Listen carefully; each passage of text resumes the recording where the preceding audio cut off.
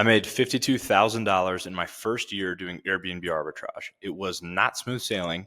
Here's what I learned, and here's what you need to know before getting started.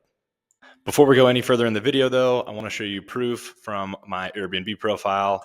This was our earnings in April, a little over 8,000 in May, 6,000 in June, 6,200 in July, a little over 5,000 in August, and only 700 in September, as that's the month that our Airbnb actually got shut down by the Nashville permitting office. Before all of this, I was like a lot of other people, seeing people like Hamza Safar, Mr. 4 to 8, all these huge content creators talking about how they're renting out other people's property and putting them on Airbnb and making all this money in the difference. I was like, are these people legit?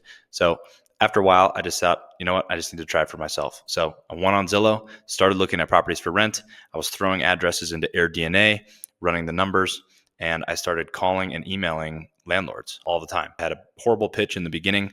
Eventually, I kind of dialed in the pitch to where I could say, listen, I'll guarantee your rent every single month. I'll keep the property in like new condition, and I'll only allow people to stay if they've had positive reviews from other hosts. And so after tons and tons of pitching, both over email, phone, and then eventually in person, I finally got a yes. So this was the listing. We furnished it for $10,000. I got a 0% interest business credit card for a 12-month period to pay for the furniture. And everything was going great. The first couple months, we were getting bookings. I was getting 5-star reviews. And I went to apply for another unit in the same complex with the same landlord to the Nashville permitting office. And that's when they came back and said, you know what? Oops, we made a mistake on your original permit. This property is actually not zoned for short-term rentals. I was like, whoa, whoa, whoa. I just paid $10,000. I owe the landlord rent every single month, and I have reservations with guests months in advance. I can't just cancel on these people. You told me that the original permit was good.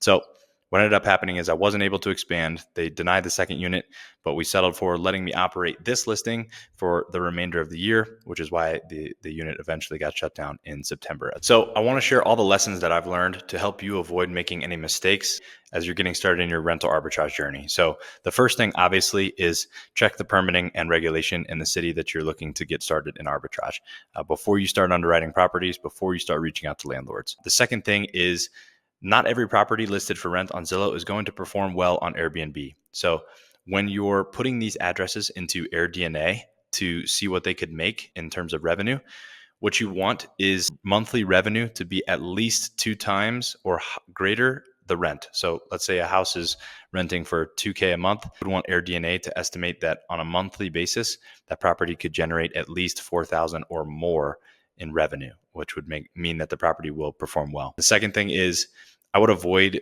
going after the landlords of some of these large apartment complexes. Even though that's what I did and I followed Hamza, it's very hard to get a hold of the owners of some of these giant apartment complexes. So there's always going to be a gatekeeper or a leasing agent that's like, nope, we don't allow Airbnbs. We don't want parties. This isn't going to happen. So that would be the next thing. I would focus on homes.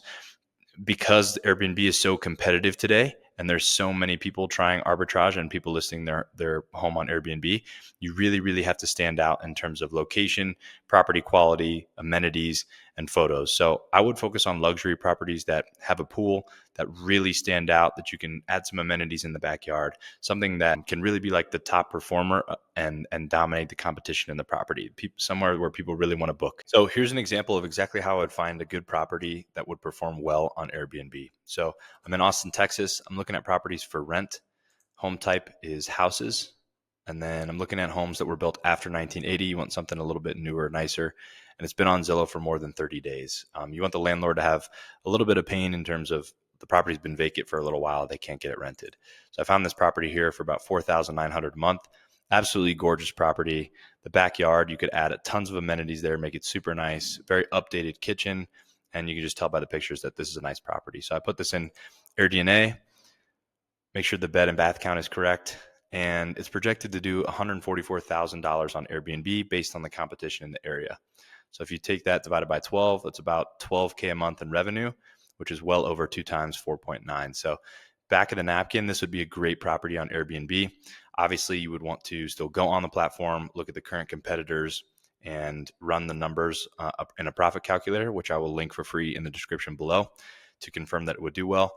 but this is how I would go about finding a property that would perform well on Airbnb. Next step is obviously reaching out to the landlord and pitching the business model. So you're going to be calling or setting up a tour with the landlord, asking them if the property is still available. If it's been on market for a long time, maybe asking a question like, why do you think it hasn't rented out yet? Just kind of starting a conversation. But what you don't want to do is use the words Airbnb in the first sentence of your pitch, because that will turn off a lot of landlords. So the way you want to go about it is sort of angling yourself as a corporate housing company, which you are, renting out to traveling families in the area, corporate professionals, traveling nurses, etc., and really hitting on their three big pain points, right? So you're guaranteeing rent every single month, maybe offer a 2-year lease, so 24 months, so they don't have to worry about turnover in the next year.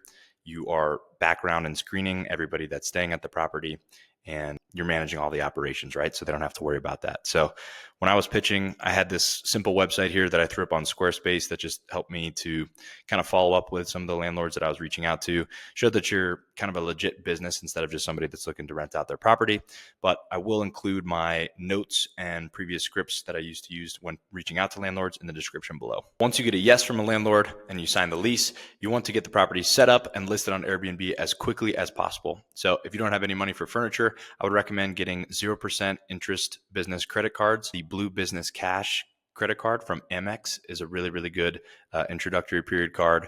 The Chase Business Inc. cash card is also, I think it's like 12 months of 0% interest financing. Allows you to pay for the furniture, pay for first month's rent, get the property listed, and then start getting that income. So here are my thoughts on the future of Airbnb arbitrage. It's definitely not as easy as it was a few years ago. Competition has increased quite a bit and rents are still on the rise. But with all that said, I still think it's a great way to make semi-passive income if you can find a great property that's highly amenitized in a prime location and you can show off with great photos to beat the competition. So with all that said, hope you guys got some value from this video, and I will see you in the next one.